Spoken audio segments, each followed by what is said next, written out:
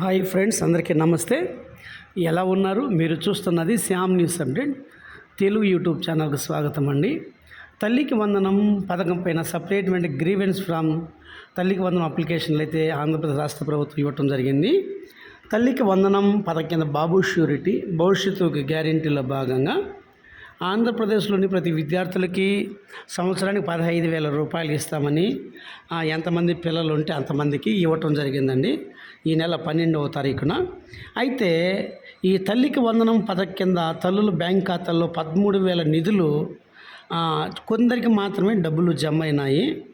అయితే చాలామందికి అయితే పడలేదు. తల్లికి వందనం కింద డబ్బులు రాకపోయిన వారు లేదా బ్యాంక్ వివరాలు తప్పుగా ఉన్నవారు, ఆధార్ లింక్ సమస్య ఉన్నారు, ఈ ఫారాన్ని పూరించి సంబంధించిన అధికారులకు మీరు ఇవ్వాలి. మీరు మీ దగ్గరలో ఉంటే నెట్ సెంటర్ కానీ లేదా సచివాలయంలో కానీ తల్లికి వందనం ఎవరికైతే డబ్బులు జమ కాలేదో వాళ్ళకు ప్రత్యేకమైనటువంటి అప్లికేషన్ ఫారం ఒకటైతే ఇవ్వటం జరిగింది. అయితే ఈ అవసరమైన డాక్యుమెంట్లో తల్లి ఆధార్ కార్డు, విద్యార్థి పేరు లేదా హాల్ టికెట్ నెంబరు, బ్యాంక్ ఖాతా వివరాలు, మొబైల్ నెంబరు, చదువుతున్న స్కూలు లేదా కాలేజీ యొక్క పేరు, ఈ సర్టిఫికేట్ తీసుకొని నేరుగా తల్లికి వందనం అర్జీ ఫారం మీరు డౌన్లోడ్ చేసుకోవచ్చు అండి. లేదా నెట్ సెంటర్లకు పోయినా ఎక్కడనే ఇస్తారు. ఇది ఎవరు సమర్పించాలంటే ఫారం పూర్తిగా నింపి అవసరమైన డాక్యుమెంట్లు జత చేయాలి. ఇప్పుడు చెప్పినటువంటి డాక్యుమెంట్లు ఆధార్ కార్డు, బ్యాంక్ ఖాతా, మళ్ళీ చదువుతున్న స్కూల్ లేదా కాలేజీ స్టడీ సర్టిఫికెట్స్ కానీ వీటన్నిటి జత చేసుకొని బ్యాంక్ అకౌంట్ తల్లిది జత చేసుకొని ఈ ఫారాన్ని అంతా ఫిలప్ చేసి స్కూల్ లేదా ప్రిన్సిపల్ దగ్గరికి వెళ్ళి ప్రభుత్వ అధికారికి అందించాలి. లేదంటే కనుక మన గ్రామ సచివాలయం ద్వారా కూడా మనం అందించాలి. ఫారాన్ని స్పష్టంగా తప్పు లేకుండా నింపాలి. అసలు ఆధార్ కార్డ్ జిరాక్స్ మర్చిపోవద్దు. వెంటనే అక్నాలెడ్జ్మెంట్ కోసం దాన్ని తీసుకోవటం జరుగుతుంది.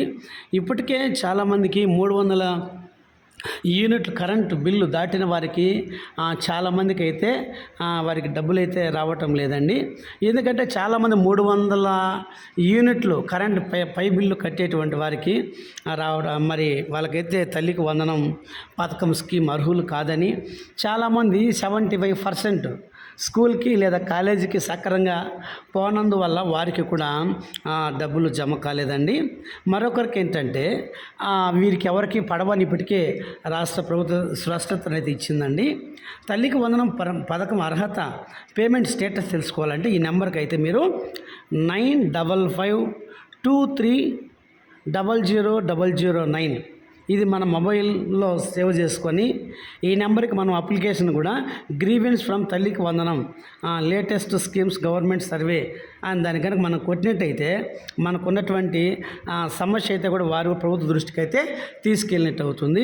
అయితే ఫ్రెండ్స్, ఫస్ట్ మీరు చేసిన పని మీ దగ్గరలో ఉన్నటువంటి చాలామందికి ఎందుకు పడలేదంటే కొంతమంది ఆధార్ కార్డుకి బ్యాంకుకు నెంబర్ లింక్ సరిగా కాకపోవటం, కొంతమంది బ్యాంక్ అకౌంట్లో సరైనటువంటి ఖాతాలో డబ్బులు నిల్వ చేయకపోవటం ద్వారా చాలామంది ఖాతాల్లో డబ్బులు పడలేదని ఇప్పటికే రాష్ట్ర విద్యాశాఖ మంత్రి నారా లోకేష్ గారు కూడా చెప్పడం జరిగిందండి. చాలామంది ఏ ఖాతాకైతే ఎన్పిసిఐ లేదా ఈకేవైసీ ఎవరైతే చేసుకోలేదో వెంటనే మీ బ్యాంక్ ఖాతాకు వెళ్ళి ఒకవేళ లాక్ అయింటే తిరిగి మళ్ళీ రీఓపెన్ చేస్తే అయితే వాళ్ళందరికీ డబ్బులు జమ అవుతాయని చెప్పడం జరిగింది. ఎవరికి డబ్బులు మళ్ళీ తిరిగి జమ అవుతాయంటే ఇప్పుడు ఎల్కేజీ నుంచి పిల్లలు 1వ తరగతి జాయిన్ అయ్యేటువంటి వాళ్ళకి, అలాగే 10th క్లాస్ పాస్ అయ్యి ఇంటర్మీడియట్ జాయిన్ అవుతున్నటువంటి బిడ్డలకి జూన్ 5వ తారీఖున విద్యార్థులకు అందరికీ కూడా వాళ్ళకందరికీ కూడా బాబు సూపర్ సిక్స్ హామీలో భాగంగా తల్లికి వందనం పథకం కింద వాళ్ళకైతే డబ్బులు జమ చేస్తామని ఇప్పటికే ఆంధ్రప్రదేశ్ ముఖ్యమంత్రి నారా చంద్రబాబు నాయుడు గారు చెప్పడం జరిగింది.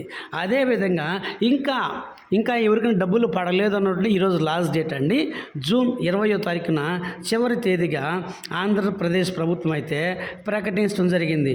ఒకవేళ మీకు తల్లికి వందనం ఇంకా పడలేదు కనుక వెంటనే మీరు ఏం చేయాలంటే మీ దగ్గరలో ఉన్న సచివాలయానికి వెళ్ళి కనుక మీరున్నటువంటి మీ స్టేటస్, మీ అప్లికేషన్ ఇవన్నీ తీసుకొని కనుక మీరు ఇచ్చినట్టయితే కనుక ఎందుకు పడలేదు లేదా గ్రీవెన్స్ ద్వారా మీరు అప్లికేషన్ ఫిలప్ చేసిస్తే కనుక వారు విద్యార్థుల తల్లులు ఖాతాల్లో మళ్ళీ 13,000 రూపాయలు అనర్హులను తీసివేసి ఈ నెల రేపు నెల 5వ తారీఖున తిరిగి ఎవరికైతే డబ్బులు పడలేదో వాళ్ళందరికీ కూడా డబ్బులు పడతాయినప్పటికీ కూడా ప్రభుత్వం అయితే స్పష్టత ఇచ్చింది.